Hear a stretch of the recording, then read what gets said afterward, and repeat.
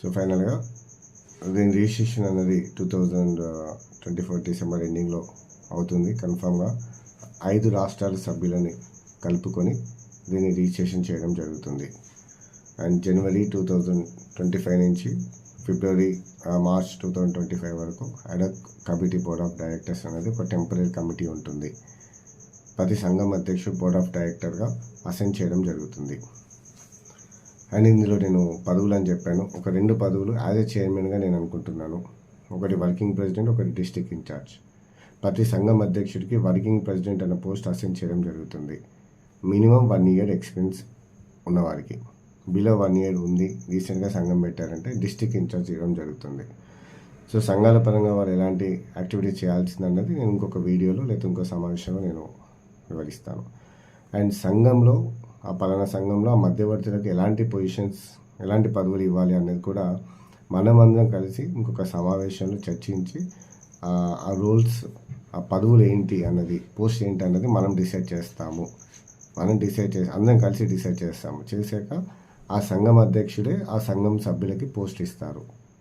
ఆ పలానా సంఘానికి ఎవరైతే మీకు సహాయ సహకారం అందిస్తారో మీకు కమిటీ ఉంటుంది సంఘానికి, కాబట్టి ఆ కమిటీ సభ్యులకి పదవులు ఇచ్చే బాధ్యత ఆ మద్దతు ప్రకటించే సంఘానికే ఉంటుంది. మెయిన్ బాడీ చైర్మన్ ఇన్వాల్వ్ అవ్వడం అందులో. తర్వాత ఇది నేషనల్ వైడ్గా ఒక టీం ఉంటుంది, రాష్ట్రాల పరంగా కూడా టీం ఉంటుంది, కమిటీ ఉంటుంది. సో అవన్నీ డౌన్ ద లైన్ మెల్లిగా చేసుకుంటూ వెళ్తాం. దానికి ఏం హరిబరి లేదు. ప్రస్తుతానికి అడా కమిటీ బోర్డ్ ఆఫ్ డైరెక్టర్స్ అని ఉంటుంది. మార్చ్ వచ్చేసరికి సంఘాల పరంగా మనం కమిటీ మెంబర్స్ చేస్తాము. అది సంఘాల అధ్యక్షులు చూసుకుంటారు.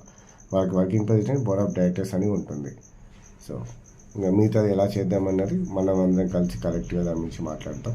అండ్ ఎవరైనా సరే ఆనెస్ట్గా ఉన్న వాళ్ళకే పదవులు ఉంటాయి, పదవుల కోసం వచ్చిన వాళ్ళకి పదవులు ఉండదు, అసలు వాళ్ళు మా పక్కన ఉండరు. అండ్ ఇందాకే చెప్పినట్టు విమర్శకులు ఎలాగో ఉంటారు, అంతటా ఉన్నట్టే అర్థం లేని విమర్శలు చేసి మేము చేసే పనికి అడ్డు రావాలని చూస్తే మేము మా స్టైల్లో మేము ఎదుర్కొంటాము. అవసరమైతే చట్టపరమైన, న్యాయపరమైన చర్యలు తీసుకుంటాం. అండ్ మనం స్థాపించబోయే జేఏసీకి ఆల్రెడీ 5 అడ్వకేట్స్ మద్దతు ప్రకటించారు. వాళ్ళు లీగల్ అడ్వైజర్స్గా ఉండబోతున్నారు.